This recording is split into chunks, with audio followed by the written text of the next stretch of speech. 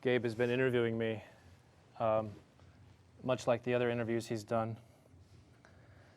But in the course of these interviews, he's asked me a lot about meditation and introspection, which is quite relevant to the soft side of martial arts.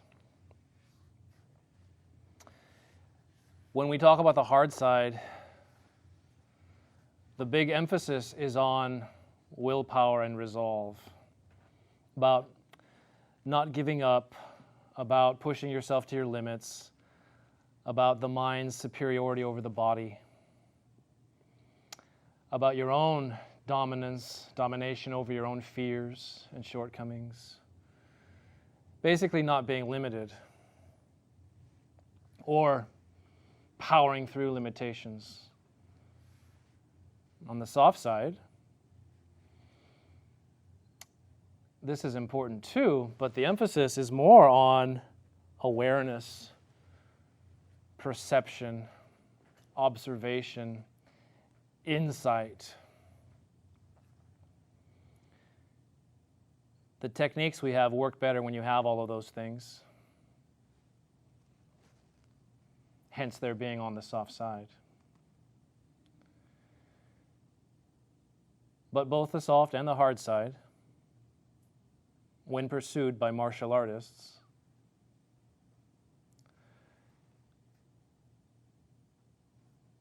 are about coming face to face with reality.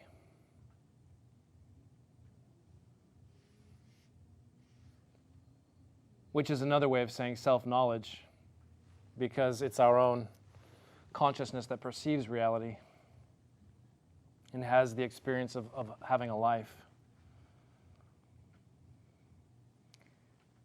So another part of the soft side is having self-introspection,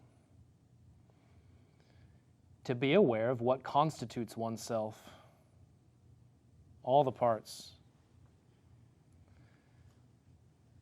to know what hidden fears, desires, passions, annoyances, grievances, limitations, all lurk within you, to be aware of that. These things are hidden. These things don't present themselves to your consciousness. Most people go through life on autopilot. The course of action that they choose on any given day or week or month or year is driven by these hidden impulses, completely unbeknownst to the consciousness.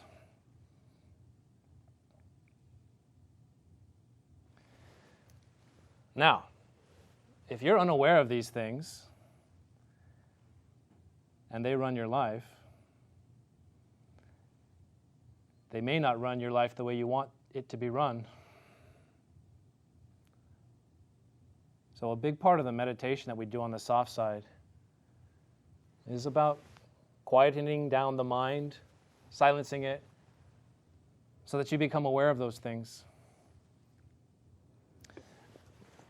The work of self-development has to start with a good view of the operating surface, or a good view of the components that one is operating on. If you're operating in the dark, obviously you can't expect to have a successful operation. You must always be questioning why you do what you do. Now, I've been teaching almost 20 years martial arts.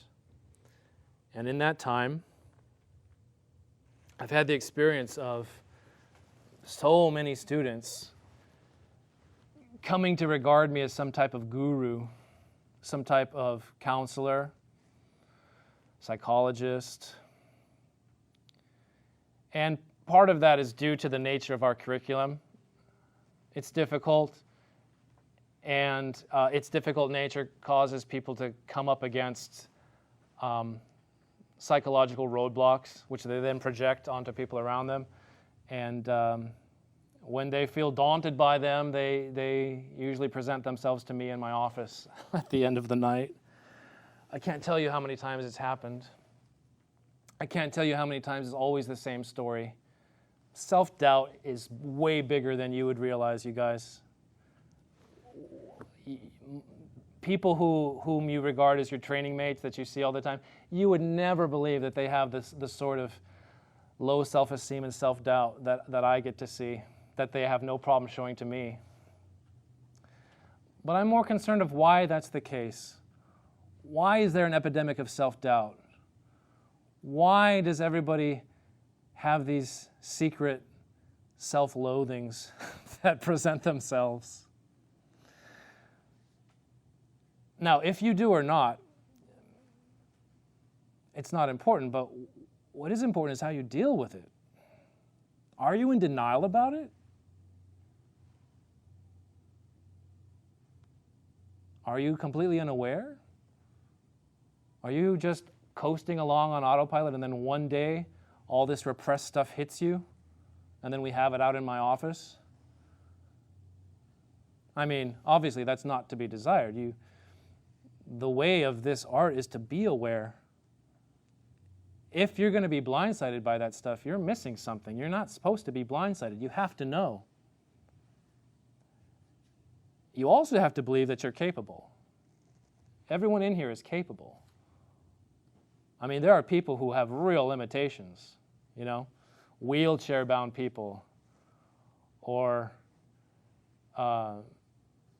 people crippled by upbringing or other personal circumstance.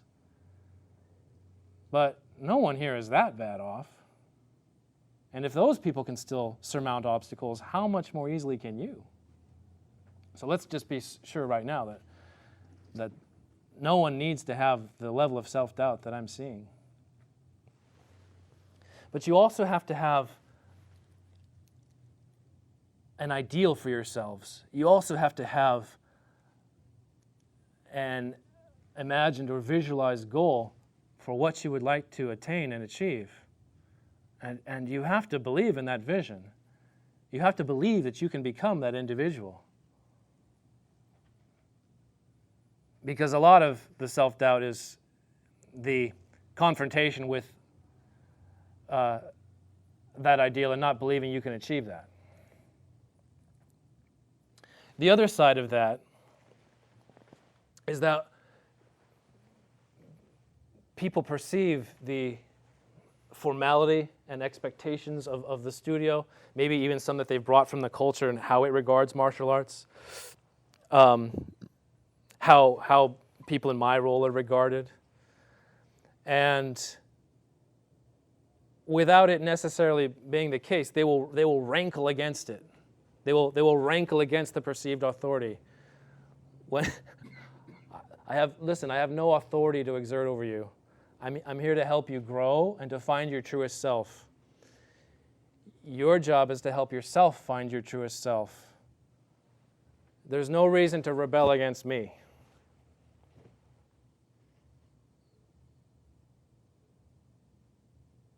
It's a matter of your own self-development. Okay? As I've had to explain before, I am not your master in the sense of a master-slave relationship. I am a master who has acquired skill in a certain art that qualifies me to help you also become a master of the art, and therefore all that the art, all that is adjacent to the art in terms of your own self-development. So I'm here to help you. You do not need to rankle against the system. Everyone here are supposed to be friendly with each other. They're not supposed to also have the petty little cat fighting and infighting. My Zen master, he actually lived in Asia, and he was an abbot of an Asian monastery. Here's a secret about Zen and Buddhism. The people who join temples and become monks are very often the people in society who can't do anything else. So that means abused people, that means orphans. In very traditional societies, sometimes it's just gay people because they're not accepted by society, so they have to go to they have to go where they're accepted. People who've been abused, abandoned, widows, rape victims, these people become monks because they need to be taken care of, right? Some people are also just born into it. It's a family lineage, family tradition. All of which means that within the temple, not a lot of great enlightenment is achieved because these people are embroiled in the same petty nonsense that everyone's embroiled in. Anytime you get a group of people together, there's going to be gossip, there's going to be infighting, there's going to be contention for who's going to get the leader's attention. It's nonsense. I don't like it. I'm not into it. I want you guys to focus on your own self-development. I want to dispense with pettiness. I want to dispense with infighting, with the silly little rotten mice that you cling to. I'm referring to a Taoist story where a Taoist master had been appointed to a high government position, and some of the other politicians were jealous of his appointment, and he was just there to help. He didn't care. For all he cared, he could go back to the mountain and meditate. But all the career politicians were scheming against him because they were jealous of the role he'd been given. So he wrote a little poem like, you're an owl clinging to your rotten little mouse, and then you behold a beautiful phoenix flying overhead, and you try to clutch your mouse so that the phoenix doesn't take it. But how could the phoenix care about your little mouse? Don't be like that with each other. Don't be like clinging to the little roles that you have, or the little duties that you have, or the little turf that you've staked out for yourself. That's not what this is about. And I only say that not because it's necessarily happening in such an overwhelming fashion here, but because it happens again and again in groups. It's a very, very human phenomenon. And it's why musical bands break up. That's why churches split in schism. Anyway, to sum up, part of the tradition of martial arts is honor and warrior spirit and self-respect.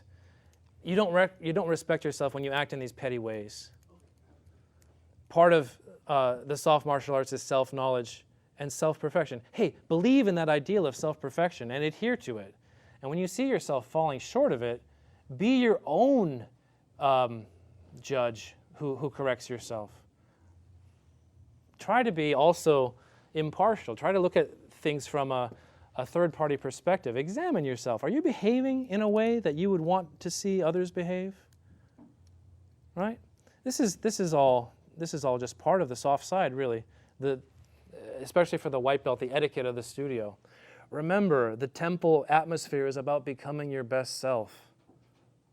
That's really what it is. All the other stuff is secondary. Guys, we all end up dead, so there's very little. I mean, right?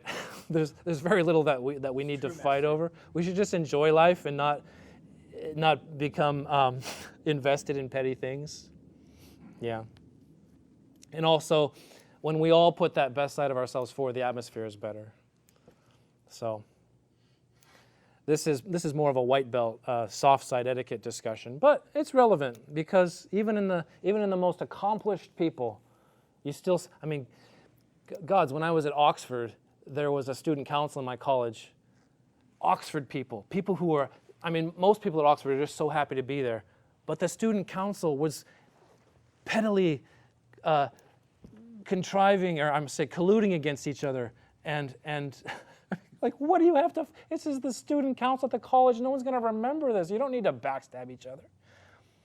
Now, admittedly, in the Oxford Union, which is the debate council in town, that's actually encouraged, the backstabbing and everything, because they're rehearsing for like a political career. So to learn to like collude against one another and play favorites and it's all encouraged. But nonetheless, in my little college, that was not necessarily or called for, and it was really kind of silly.